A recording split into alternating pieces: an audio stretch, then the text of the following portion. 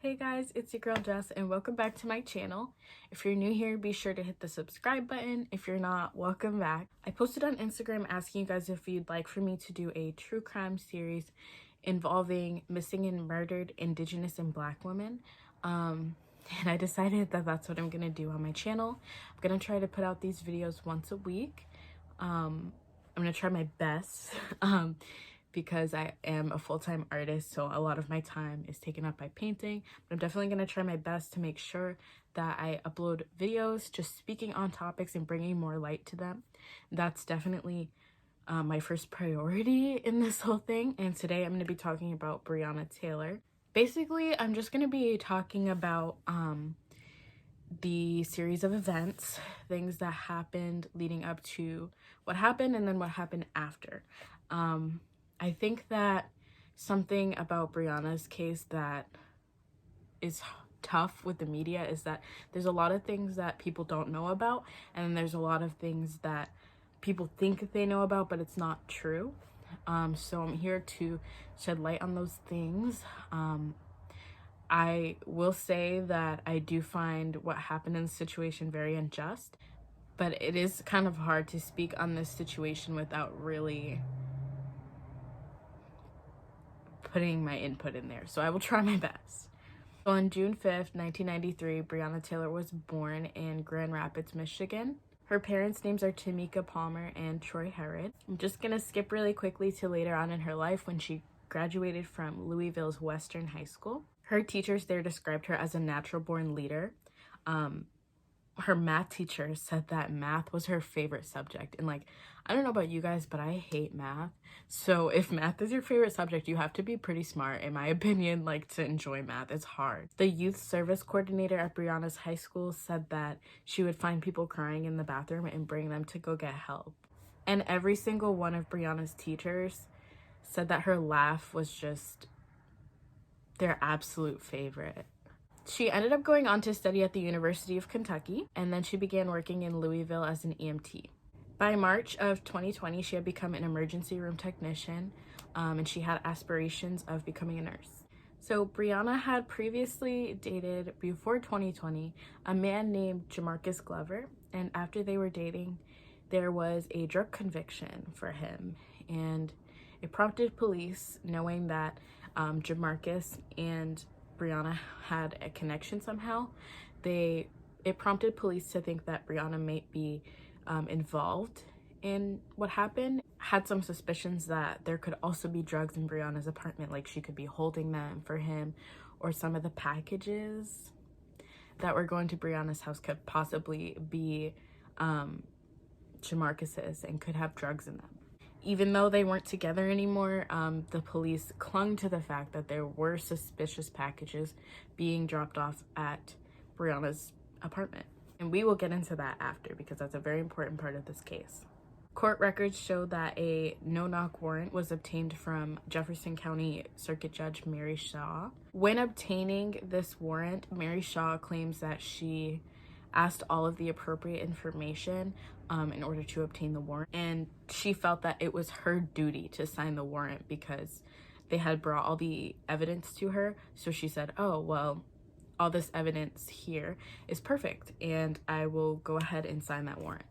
She later looks back and thinks that the detective may have lied to her about a couple things, but I will also get into that more towards the end of the video. So March 13th, 2020 is when this whole story takes a huge turn. At 12:40 a.m., Miles Cosgrove, Brett Hankison, and John Mattingly come to Breonna Taylor's apartment, and contrary to popular belief, they actually did knock on the door. So even though it was a no-knock warrant, they did pound on the door. Kenneth Walker, who was Breonna Taylor's boyfriend at the time, says that they did pound on the door, but when he asked, hey, who is it, or who is there, no one answered. It prompted Walker to go get his gun that he had legally owned. And I mean, you can draw your own assumptions. Maybe you don't like guns, so you wouldn't do that. But if I had a gun and someone was pounding on my door and not telling me who it was, I'd probably grab my gun too. I think it's human nature to feel scared when someone's pounding on your door. 12:43 a.m., according to the arrest record, Kenneth Walker shot one shot, hitting Officer Mattingly in the leg. The 3 officers ended up returning the fire, just shot 20 times into the apartment. 6 of those bullets hit Breonna, and the other bullets went into neighboring apartments and, just into like the floor, the ceiling, anywhere in the apartment. They were just kind of shooting aimlessly, which is very reckless. Soon after this, Kenneth Walker called 911 and said that there was an intruder in his house that had just shot his girlfriend, Breonna, which I won't put it on here because it's very distressing. If you listen to it, he sounds just terrified, and I would be too if someone had broken into my house and shot my girlfriend.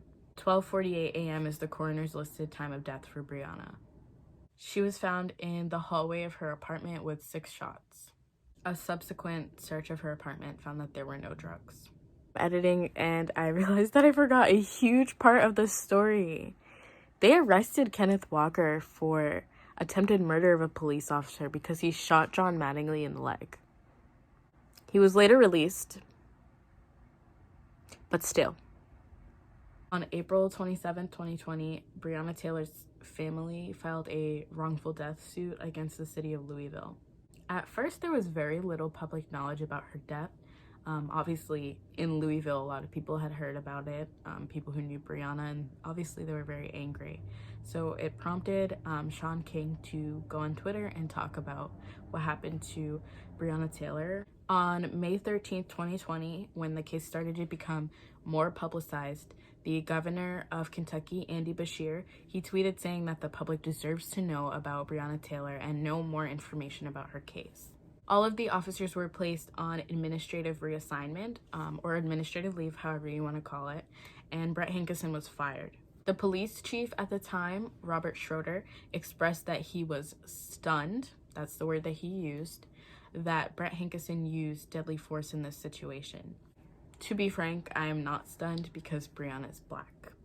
On June 11th, 2020, after months of protesting, they came out with Breonna's Law, which banned no-knock warrants, which is a small victory, I must say. As I mentioned earlier, the judge that signed the warrant, Mary Shaw, ended up opening an investigation with the FBI into the application for the search warrant. The warrant was actually served on the basis of the packages that Breonna was apparently getting at her apartment that had Jamarcus Glover's name on them.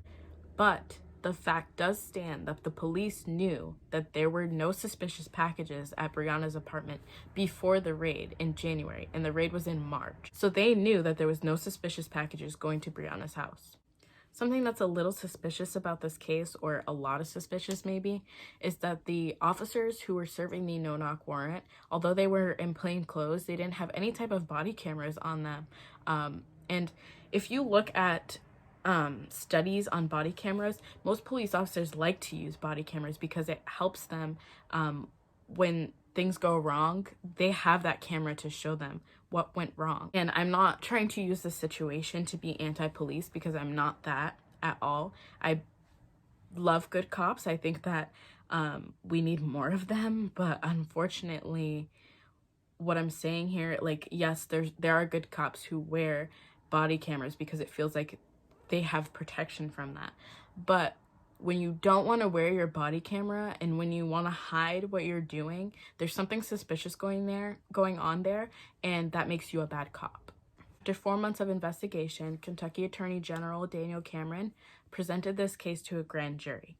They had decided to indict Brett Hankison on 3 counts of wanton endangerment for the shots that went into neighboring apartments. The thing about this case is that it's still in the news, so it is hard for me to gather information on this case, but something just came out recently about the jurors that were in this jury. Kentucky Attorney General Daniel Cameron only presented the wanton endangerment charges in front of the jury, so the jury couldn't indict any of the other officers on that. They also couldn't indict Brett Hankison in the death of Breonna Taylor because it wasn't brought up in front of the grand jury. The only thing that was brought up in front of the grand jury was the wanton endangerment. After the grand jury trial, Brett Hankison pled not guilty, and now he is out on $15,000 bond. Breonna Taylor's family was awarded soon after $12 million from the city of Louisville for their wrongful death suit. In my opinion, justice has not been served for Breonna.